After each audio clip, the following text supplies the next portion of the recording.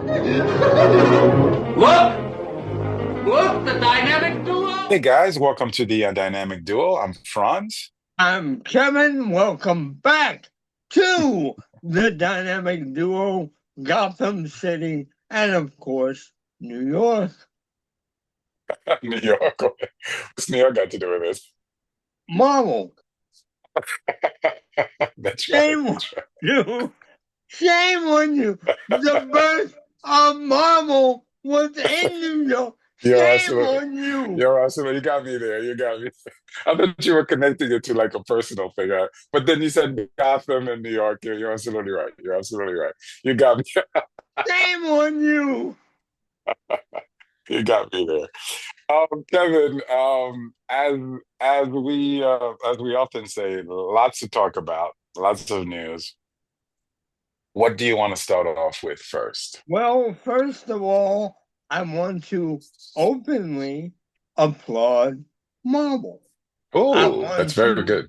I want to thank them for making the world crazy and for breaking the internet because they've done it with a marketing campaign saying, "Oh, secretly, I feel they're releasing a lot of these clips and behind the scenes things, and they're making people think they're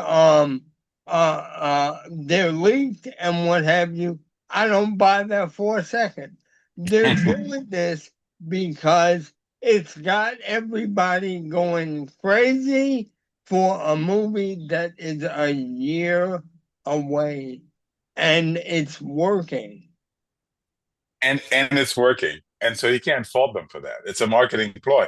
And to be honest with you, I think they're kind of stealing from Deadpool and Wolverine. Like Ryan Reynolds knew how to market that movie. And over a year before the release of it, he was sneaking things to generate interest.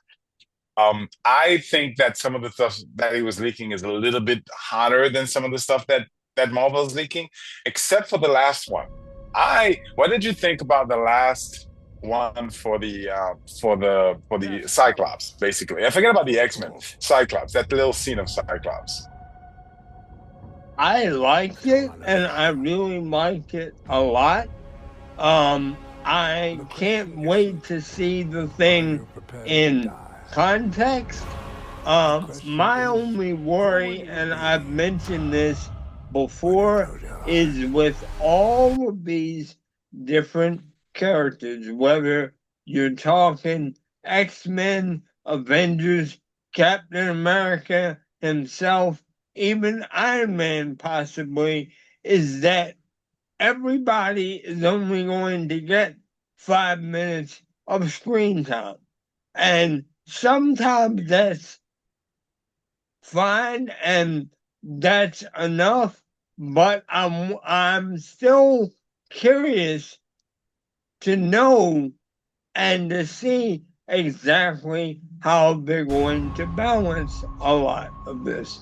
Yeah, to me, I don't think it's a given that it's going to be everybody gets 5 minutes of screen time. And for me, also, 5 minutes of screen time, depending on how you use it, could be very effective, could be powerful. You could show a character in 1 minute and make people fall in love with that character. And that's happened in the past. You know what I mean? And so it's all about the script. It's all about the president. I'm like a broken record. It's all about the script. It's all about the presentation. It's all about what they do with it. And there's potential. There's a lot of potential for good stuff. There's a lot of potential for it to go. Now, going back to what you said earlier in terms of you think that that it's Marvel. Basically, these are not releases that are being discovered by people. This is Marvel manipulating it. I feel like there's two types. There's a lot of fan speculation out there. I can't turn on YouTube without hearing about plot leaks of Avengers and what's going on, and they're all different from one another. There's that. And then of course, there's the teasers that give you a lot of information. There's stuff like, the X-Men are going to be in the movies, and Thor is going to be in the movie, Captain America is going to be back. Those are confirmed things that we know to be the case. So I think it falls into both camps. I think Marvel is generating the fan interest. I think Marvel is, encouraging people to come up with different theories. But it's not necessarily that they're coming up with every single one of them. I think fans' imaginations are kind of running wild a little bit. Now, having said that, you just expressed a concern about having a lot of characters and not characters not having enough of a screen time. The story could be a mess. My point of view is that you're absolutely right. You're potentially right, but the opposite could also be true if it's handled correctly. But now the only thing I don't like the whole speculation thing. I find it to be boring. These plot leaks. These gotchas that you YouTubers do to try to grow their channel. I don't know. I don't want to do that because first of all, it's better to just wait for the product to come out. And then to be surprised and no spoilers. And second of all, it's just speculation. Now we can speculate what we would like to happen. That's a different thing. But trying to pretend that we know what Marvel's going to do, I think is a losing battle. What we can, however, do is discuss what we've seen so far.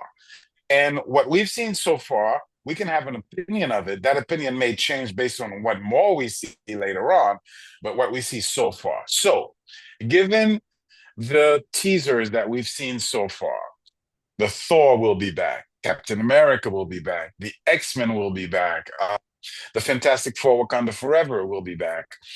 What is your opinion on each of those? And what's your opinion? How does it frame your opinion of the movie, the general movie altogether?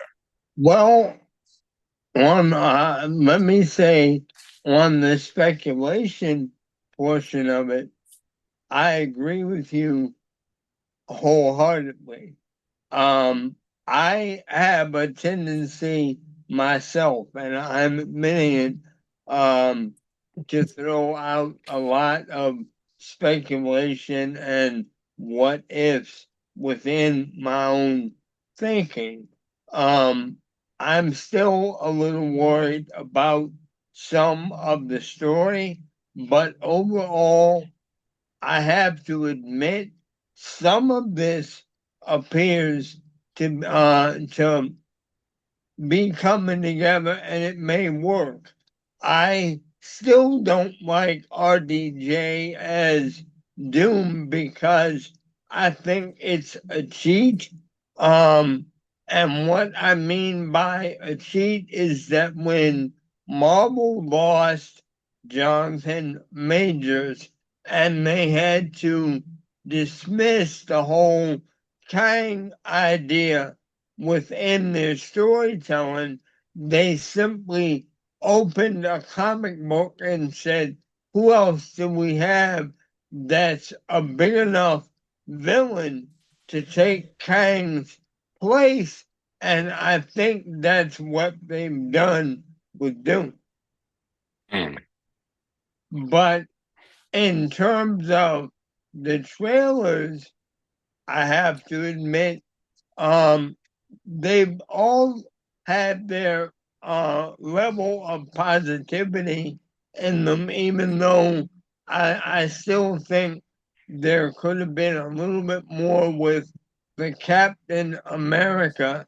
And as I expressed to you before about Thor, are they going to explain that Thor no longer looks like the Big Lebowski, or are they just going to let that go? Yeah. I think, again, we tend to agree with one another. I do agree with you. There's a lot of positives from the teasers, but I think there's some, I'm not going to say negative, but there's some question marks. There are some concerns. There are some, you know what I mean? The Captain America, to me, the teaser was a little bit lazy, in my opinion. I think it takes the audience for granted. It's like, oh, you love Captain America, so all I have to do is tell you that Captain America is going to be in this movie, and you're excited. I don't have to titillate you. I don't have to excite you because I've already got you. You're bought and sold. I say that because to me, you could not find a more boring way to tell me, hey, Captain America's in this movie. Here's what I'm sick and tired of, Kevin. I'm sick and tired. I'm sick and tired of a lot of things, but I'm sick and tired of the fans getting it more than the actual producers. Like, there's so much fan-made material. There's such a, a thirst for this material that we can't wait until they produce it. We're producing it ourselves, for ourselves. That's how much of a thirst there is. But what's interesting is that even though the limitations of budgets, even though there's obviously limitations of capabilities, these fans get it more than the producers do. So when they do their little teasers, when they do their little AI interpretations, 9 times out of 10, I'm much more excited to see that. It titillates me a lot more than what the producers are actually doing. And I think that's what the MCU is like kind of lacking right now. You got to earn your audience back. You have to titillate your audience back. And so the Captain America one was extremely boring for me. The Thor one was also boring. It could have been framed in a dramatic way, but I would conclude boring and concerning. Thor with a shaved head. Another thing that I don't understand, another thing that pisses me off, Kevin, is that I don't understand why the producers continue to deny the fans what we want and what we're asking for. I don't understand it. It just doesn't make any sense. You know, you have an audience of people who love this material and want this material as it appears. And yet you reluctantly give that to us, and you begrudgingly give that to us. And so that Thor, I'm a huge Thor fan, you know that. Seeing that Thor didn't excite me because that's not Thor to me. I need my long hair. I need my cape. I need my Mjolnir as opposed to a Stormbreaker. I need Thor to be Thor. So, it could have been a dramatic presentation, a non-action presentation, but the fact that it wasn't Thor in my mind's eye takes away from that. The X-Men one to me was the best of the bunch so far. And that's the way you're supposed to do it, in my opinion. What it is you set the drama because we want to have, we want to have gravitas, right? So you set the gravitas of Magneto talking and Professor and the drama of something serious is going to happen. And then you end it with Cyclops in a pose that is a super heroic pose and a comic accurate costume doing something dramatic that makes me say, oh, what is he shooting at? What's happening? I want to see more of that. And I think if they had taken that formula, and it's still a teaser, like it's very, very brief, but it's much more exciting to me than all the other teasers that have come before. What's interesting, again, I'm repeating myself, but what's interesting is that even when they make the effort of giving you what they know we want, like a comic accurate Cyclops, like a comic accurate Fantastic Four. They're doing it so reluctantly that they have to still take away something. They have to take it away, Kevin. So they give us Cyclops' costume. We're all excited. We all love it. But this notion that he can't have yellow shorts, that the Thing has to wear a sweater, it drives me crazy. And I'm sick and tired of it, to be quite honest with you. Trust me, the yellow shorts don't need to have an explanation any more than Superman's red shorts. The audience, whether general or fan base, loves and accepts it as is. Enough of this. We need to maturize it. We need to make it make sense. These are the costumes that people fell in love with, and these are the costumes that we want. And these are the costumes that actually work better on screen, as proven over and over again. So it's I'm at that place where I don't want to be that naysayer, that guy who's complaining all the time and always finding fault. Listen, I give credit. I like that teaser of the X-Men. I think it's the most exciting. I'm just sick and tired as to why they're afraid to go all the way. That's all I'm saying. Well said. And I will give you a 30-second explanation as to along the line of what you're saying as to things like the thing wearing a sweater.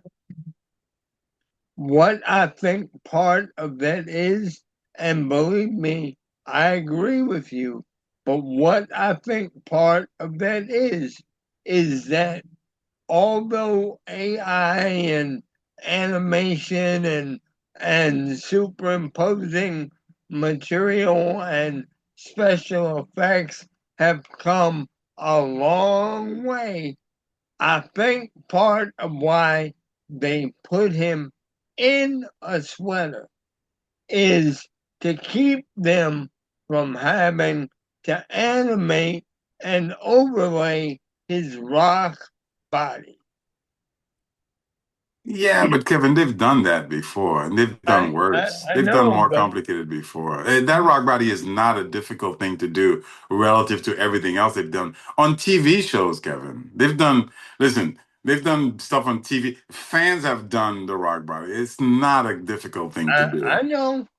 But if you think about time and money, that comes into play in a lot of ways. I don't think so. I don't think it's a time and money issue. I really don't because even when it would be simpler to do it the easy way, they still run away from it. In other words, I think it's a philosophy issue. I think it's that they have such disdain for the material. They have such little opinion of the material that they feel the need to explain it away. And they feel like, oh my God, if we go yellow shorts or red shorts or a rocky body, it's just too silly and too stupid. That's my opinion. Maybe I'm wrong. But I don't think, and I don't know, but I don't think it's a money or time or complexity issue given what we've achieved with CGI and special effects. The shirt is special effects. So the whole thing, get it? The thing is special effects. The whole thing is special effects. So I don't think it's that much of a difference to make him shirtless as opposed to Rocky Body. They make dragons. They make Rocky bodies. They make all kinds of stuff. They make worlds out of CGI, Kevin. Come on, worlds that have and I'm talking about TV series. I'm talking about, so I don't think that's the case. I think it's a philosophy. And I think that there's a reason. The only reason that I can think of is that they have a disdain for the material. That's the only thing I can think of. Again, well said. Well, guys, let us know if you agree or disagree. And join us next time. Don't forget to like, subscribe. Don't forget to hit the notification bells. We need your help to grow this channel. We took a huge hiatus, but we need your help to grow this channel. So let us know what you think. We'll be here.